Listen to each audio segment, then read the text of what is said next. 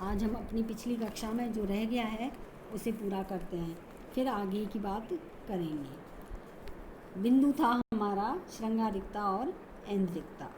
छायावादी प्रवृत्तियों में श्रृंगारिकता और ऐन्द्रिकता के बारे में हम बात कर रहे थे।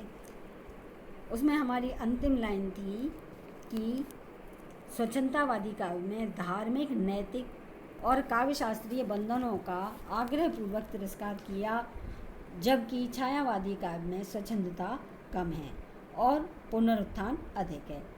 इसमें रीतिकालीन श्रृंगारिकता और ऐन्द्रिकता का नए ढंग से पुनः व्याख्यान किया गया।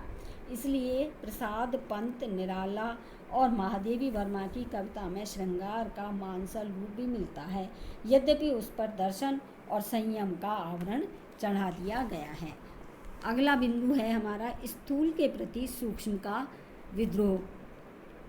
छायावाद के मूल में स्थूल से परांगमुख होकर सूक्ष्म से लगाव का भाव रहा है।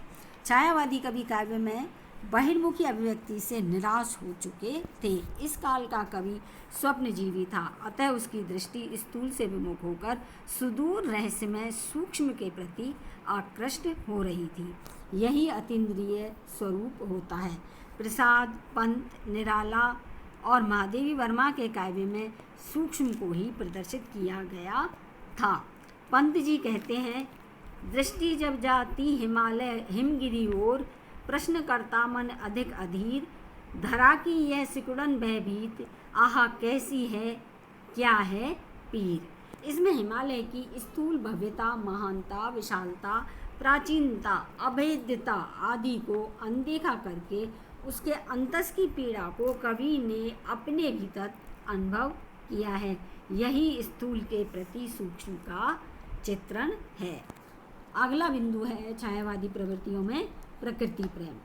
छायावादी कवि जीवन को अकृत्रिमता की ओर ले जाना चाहता था। उसे समकालीन सभ्यता के रूप में कठोरता और कर्कशता की अनुभूति हो रही थी, अतः जीवन को प्रकृति की ओर लौटा ले चलने के लिए वह प्रयत्नशील हो गया। उनका प्रकृति प्रेम छायावाद का प्राण तत्व के रूप में सामने आया। पंत का पल्लव, प्रसाद का झरना, निराला की अनामिका, महादेवी की रश्मि आदि रचनाएं उनके प्रकृति प्रेम की द्योतक हैं। छायावादी कवियों का प्रकृति चित्रण प्रकृति का मानवीकरण के रूप में सफल प्रयोग हुआ है।